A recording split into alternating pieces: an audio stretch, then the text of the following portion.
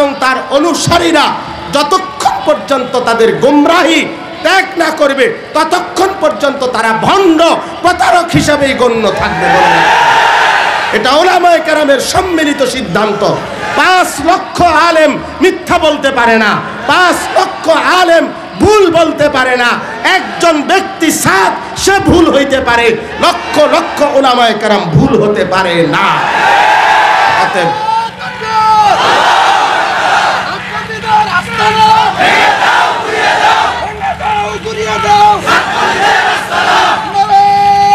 হ্যাঁ, এটা মনে রাখবেন, বাংলাদেশ আমার জমিন, মুসলমানের জমিন। এখানে ইসকন লিগো টিকবে না, সাদ লিগো টিকবে না। এখানে সাদের প্রেতাত্মারাও থাকবে না, ইসকনের গুন্ডারাও থাকবে না। বাংলাদেশ মুমিনের বাংলাদেশ।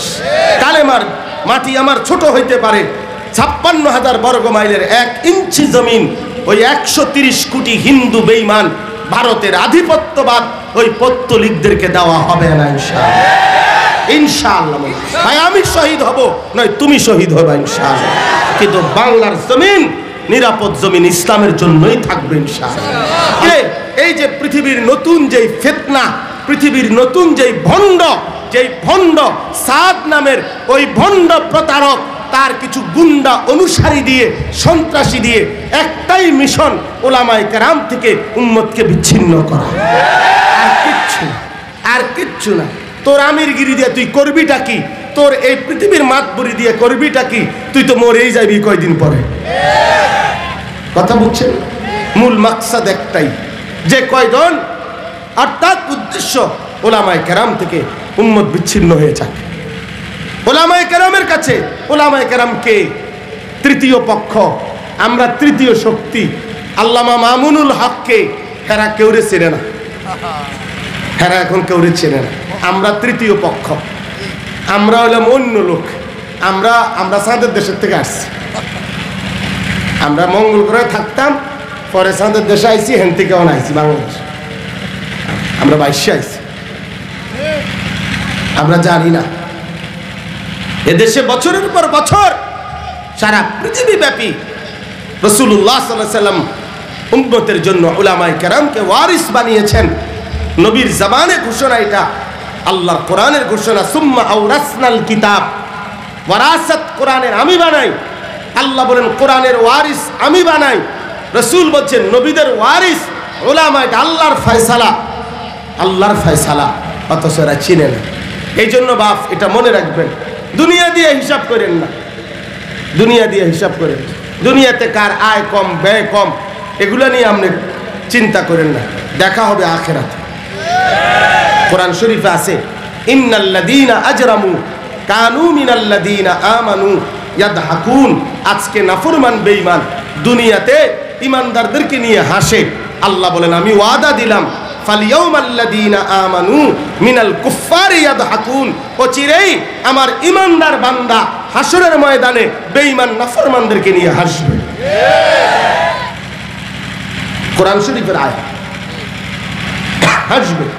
আলাল আরাইকি ইয়ানদুরুন, এবং জান্নাতের সিংহাসনের মধ্যে বসে তাকাবে আর হাসবে, আর ডাক দিবে হাল সুবিবাল কুফফারু মা কানু ইয়াফআলুন। যা যা করছিলেন দুনিয়া বাটপারি সিটারি, এখন যে ফিরতে আছে ভাল লাগতেছি নি? এখন যে ফিরে টাঙ্গাইয়া ভাল লাগেনি? এই সময় যে কইছিলাম নামাজ পড়তেন, আপনি আমার টিটকারি মারছেন। আল্লাহ আমাদেরকে মাফ করে। তাহলে তাকওয়া, আল্লাহ ইমানদারের কাছে কি চায়? তাকওয়া। এই সহজ কথা শেষ। তাকওয়া কি? একের ছোট্ট কথা হইল, তাকওয়া হইল তারকুল মুনকারাত ফি'লুল খায়রাত। সমস্ত গুনাহ ছেড়ে দেওয়া, সমস্ত আদেশ পালন করা। গুনাহগুলো ছেড়ে দেব, আদেশগুলো পালন করব, এরই নাম তাকওয়া। এই ব্যক্তিকেই বলে মুত্তাকি, তার ঠিকানা জান্নাত। তার ঠিকানা কি? জান্নাত। তাহলে তাকওয়া, আল্লাহ তাআলা চায় বান্দা গুনাহ বর্জন করো, গুনাহ বর্জন করো, গুনাহ বর্জন করো, আদেশ পালন করো, আদেশ পালন করো। আমার খুলনার হযরত, বাংলাদেশের আরো একজন বড় বুজুর্গ আরিফ বিল্লাহ হযরত মাওলানা মুফতি নুরুল আমিন সাহেব হযরত বলেন, এই কথা মনে রাখেন, খুব জরুরি কথা। হযরত বলেন, কোনো ব্যক্তি শুধু নামাজ পড়ে সে নামাজি, কোনো ব্যক্তি রোজা রাখে সে রোজাদার, কোনো ব্যক্তি হজ করেছে সে হাজি সাহেব, কোনো ব্যক্তি দান সৎকা করে সে দানশীল। এগুলো একটা একটা গুণ, ঠিক আছে, কিন্তু কোনো ব্যক্তি দিনদার, ফরহেজগার, কোনো ব্যক্তি মুত্তাকি, এই কথা বলতে হইলে উনি বলছে আল্লাহর কসম তাকে পুরা দিন মানতে হবে। শুধু নামাজিকে আমনে মুত্তাকি বললে হবে না, শুধু রোজাদারকে আমনে মুত্তাকি বললে হবে না। রোজাদার কইবেন, কিন্তু মুত্তাকি বলতে হইলে, দিনদার বলতে হইলে, আল্লাহওয়ালা বলতে হলে তাকে পুরা দিন মানতে হবে। আমিও তো দেখছি আপনি নামাজ পড়ছেন, তো নামাজ পড়ে গিয়া আবার চা দোয়ানে গিয়া টেলিভিশনটার সামনে বললেন কেন? কথা বলেন না।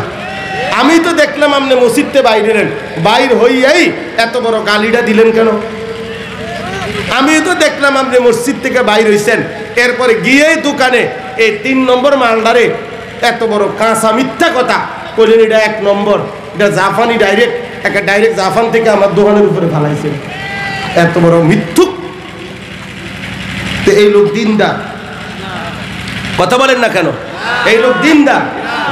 এটা মনে রাখতে, আমার জন্য আপনাদের জন্য সমস্ত গুনাহ ছেড়ে দেওয়া, সমস্ত হুকুম পালন করা, এই দুইটা মিললে হয় দিনদার, দুইটা মিললে হয় মুত্তাকি। নামাজ আমি পড়ব, রোজা আমি রাখবো, হজ আমি করব, যাকাত আমি দেব, মিথ্যা আমি বলবো না, চুরি আমি করব না, জিনা আমি করব না, ব্যভিচার করব না, হারাম রোজগার করব না, জান যায় যাক, কষ্ট হয় হোক, বিবি বাচ্চা নারাজ হয় হোক, আল্লাহকে নারাজ করব। বলেন ইনশাআল্লাহ, বলেন ইনশাআল্লাহ। ওয়ালতানজুর নাফসুম মা কদ্দামাত লিগাদ। আল্লাহ বলেন, এই কথাটা বলছে আল্লাহ, বান্দা মনে রেখো, প্রতিদিন হিসাব কইরো, প্রত্যেকেই নাফসুন আলাদা আলাদা ভাবে। ছেলে তোমারটা তোমার বাবা ভাববে না, বাপ আপনারটা ছেলে ভাববে না, স্বামী তোমারটা তোমার স্ত্রী ভাববে না, স্ত্রী তোমারটা তোমার স্বামী ভাববে না, আলাদা আলাদা আলাদা আলাদা আলাদা আলাদা প্রত্যেকেই ভাবো, হিসাব করো আজকের দুনিয়া থেকে আগামীকালকের আখিরাতের জন্য কি পাঠিয়েছ। তুমিও করো, আমিও করি। ওয়াত্তাকুল্লাহ, আল্লাহ বলেন, আবারও বলছি, আল্লাহকে ভয় করো, তাকওয়া অবলম্বন করো, গুনাহ ছেড়ে দাও, আদেশ পালন করো। ইন্নাল্লাহা খাবীরুম বিমা তা'মালুন, তোমাদের প্রতিটা কর্মকাণ্ড আমি আল্লাহ পূর্ণাঙ্গ খবর রাখছি। আল্লাহ দেখে না কখন, আল্লাহ জানে না কখন, আল্লাহ শুনে না কখন, আল্লাহ বিশ্রাম নেয় কখন, আল্লাহ ঘুম যায় কখন, আল্লাহর তন্দ্রা আসে কখন? নাউযুবিল্লাহ, কখনোই কখনোই। তাহলে তিনি দেখেন কখন? সারাক্ষণ। তিনি শুনেন কতক্ষণ? সারাক্ষণ। তিনি জানেন কতক্ষণ? সারাক্ষণ। ওয়ালা তাকুনু কাল্লাযীনা নাসুল্লাহা ফাআনসাহুম আনফুসাহুম। এই 1 মিনিটে বুঝেন, আল্লাহ বলে, বান্দা এতটা লম্বা সময় আল্লাহকে ভুলে যেও না। এই ইমানদার, তোমাকে বলছি, আল্লাহকে ভুলে যেও না। ভুলতে ভুলতে একদিন আমি আল্লাহ যদি নারাজ হই, ফাআনসাহুম আনফুসাহুম, তাহলে তোমারে বুলাইয়া দেমু। তার মানে তোমার কবর, তোমার আখিরাত, তোমার মিজান, তোমার ফুলসেরাত, তোমার পরকালের ভাবনা আমি এটা ভুলাইয়া দেব। আর কোনোদিন মনে পড়বে না যে তোমাকে মরতে হবে, আখিরাতে যেতে হবে, হাসরের ময়দানে দাঁড়াইতে হবে।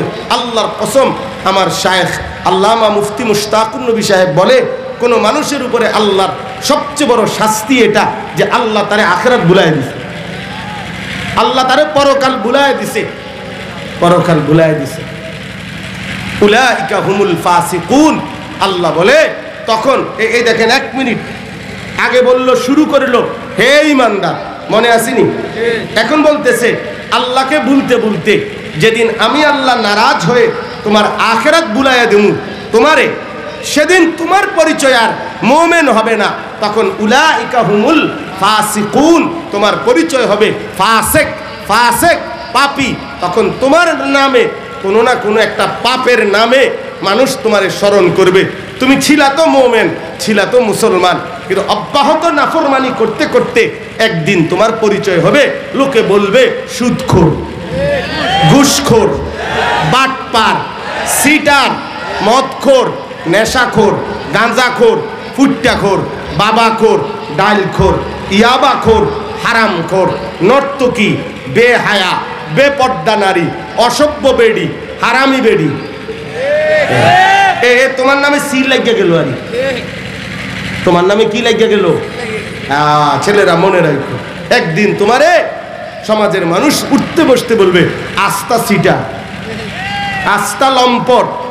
তো ছিলা তো মোমেন, আজ হয়ে গেল কি ফাসেক, আজ হয়ে গেল ফাসেক, বরবাদ। আমি নিজে দেখছি, বেটা আমার সামনে কইলো 5 মিনিটে মনে 50 বার কইলো স্যার স্যার। স্যারে সইরে যাওয়ার পরে ভদ্রলোক এই কর্মচারী কাকা হুজুর মন্ডা চাইছে, ফাঁসাতে একটা লাথি দেই। আমি সবার ব্যাপারে বলি না, ওইতে কইছে আমার। আমি বললাম আস্তাগফিরুল্লাহ, আপনি যে ওরে এতক্ষণ একেবারে মনে হুত্তা লাইতেন আছেন, আপনি কখন দিয়ে আপনি ডাইরেক্ট এত বড় কথা কইলেন, ফাঁসাত লাথি দিবেন? তখন এই লোক সরাসরি বলছে, হুজুর আপনি জানেন না হুজুর, কাঠটা সুদখোর, এই শব্দটা বলছে, কাঠটা সুদখোর। তাহলে তোর এই সম্পদের কি অর্থ আছে? তোরে তোর অধীনস্থ কর্মচারী বলে সুদখোর, তোর জীবনে আর আছে কি? কথা বলেন না কেন? তোর জীবনে আছে কি বেটা? তোরে তোর গ্রামের মানুষ বলে লম্পট, চরিত্রহীন বেটা। এই যুবক, তো মোবাইলে না তাকাস বেটা, নারী দেখোস, ছবি দেখোস বেটা, তোরে তো মানুষে বলে অসভ্য। তোর জীবনের আছে কি বেটা? তোর জীবনের মর্যাদাটা কি বেটা? আল্লাহ আমাদেরকে বুঝ দান করেন। লা ইয়াস্তাবি আসহাবুন নারি ওয়া আসহাবুল জান্নাহ। সর্বশেষ কথা আল্লাহ বলেন, বান্দা শোনো, জাহান্নামী এবং জান্নাতি, নাফরমান এবং নেককার কখনোই বরাবর হতে পারে না। আসহাবুল জান্নাতি হুমুল ফাইজুন। মনে রেখো, যারা জান্নাতি, যারা নেককার, তারাই সফল, তারাই কামিয়াব, তারাই কৃতকার্য। অতএব যে কপালে সেজদা আছে সেই কামিয়াব, যে জীবনে গোলামি আছে সেই কামিয়াব, যে আল্লাহ চিনে আখিরাত চিনে সেই কামিয়াব। তাহলে কামিয়াবি দুনিয়ার বেতন বেশি দিয়া না, কামিয়াবি বিল্ডিং টাইলস দিয়া না, টাইলস দিয়া, সোফা খাট পালং দিয়া না, এই প্রাইভেট কারটা বেডি হুদ্দা। আমরা দেশের এই সমস্ত 4 তলা 6 তলা বিল্ডিং ইউরোপ আমেরিকা এটি মূর্খের ঘটনা, আপনি গিয়া দেখেন। ওই দিন আমারে দেখাইছে একজনে 80 তলা বিল্ডিং এর ছাদে ইউরোপে বাচ্চা আপনার খেলে, ছোট ছোট 80 তলা বিল্ডিং। আমার একজনে বলছে, হুজুর আপনার এই সমস্ত প্রাইভেট কার দিয়া ইউরোপে ছাগল টানে। তা আমি যদি বলি, মিয়া আমি এমন বক্তা, কুমিল্লা থেকে প্রাইভেট কারে এসেছি, বলেন সুবহানাল্লাহ। আরেকজনে হুজুর এটি দিয়া ছাগল টানে, সুবহানাল্লাহর কিতা? প্রাইভেট কারে চললে সুবহানাল্লাহ কিতা? হুজুর এটা কি কিরকম সুবহানাল্লাহর কিতা বেড়া? মানে এই যে অনেকে মনে করেন না যে তা বাড়ি করছে, গাড়ি করছে, ঘোড়ার ঘাস করছে না, এগুলো তো বেঈমানকে আল্লাহ তাআলা তার চেয়ে বেশি দিয়ে দিছে। এই জন্য দোস্ত, আবার শেষ কথা, জীবন মানে আবার বলেন, আবার বলেন, জোরসে বলেন।